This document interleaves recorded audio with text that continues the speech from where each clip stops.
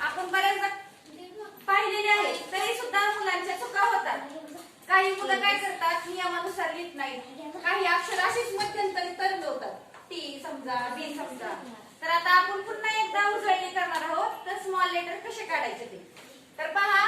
इंग्रजीतील ए small अक्षरातला या मधल्या दोन रेषेतच आला पाहिजे.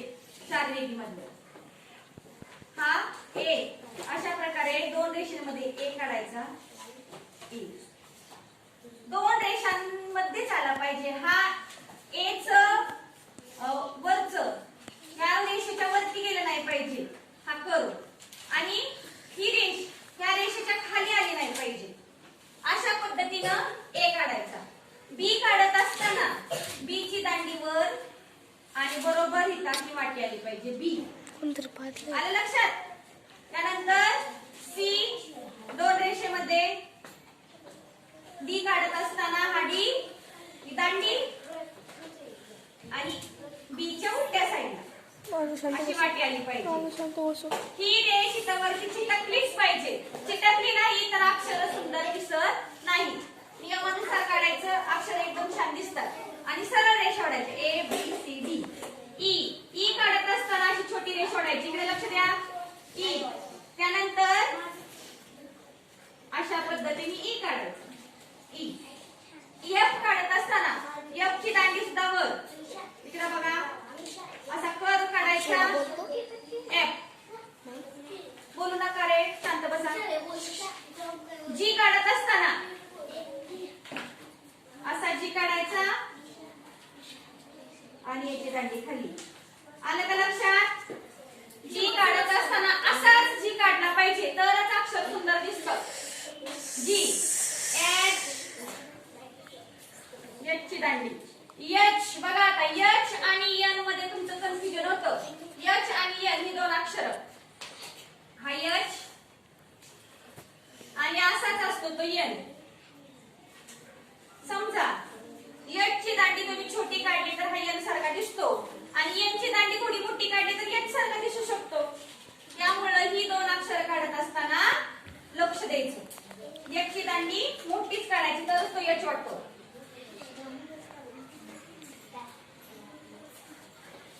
एच आय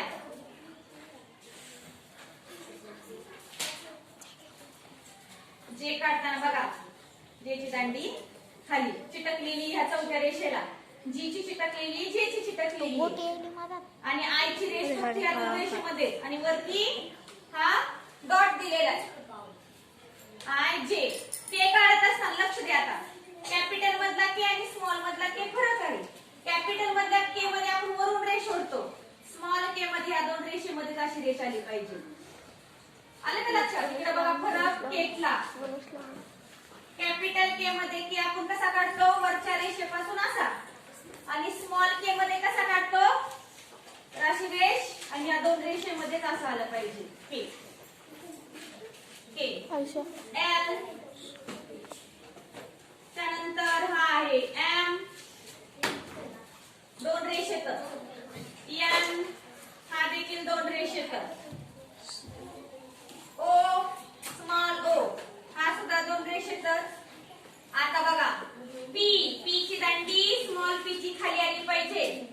याची चौथ्या रेषेला चिटकली पाहिजे. पी क्यू क्यू देखील पी सारखाच त्याची रेष खाली चिटकली पाहिजे आणि हे गोल या दोन रेषेला. आर अशी रेष छोटी आर. यस पण दोन रेषेमध्ये. कॅपिटल मध्ये बघा यस आपण तीन रेषेमध्ये काढला होता. 1 2 3. स्मॉल मध्ये दोनच. सगळी अक्षर बघा कॅपिटल मध्ये तीन रेषेत काढली, स्मॉल मध्ये दोन मध्ये. फक्त ज्याच्या दांड्या मोठ्या ते वर चिटकवले आणि ज्याच्या आहेत ते खाली. Yes T U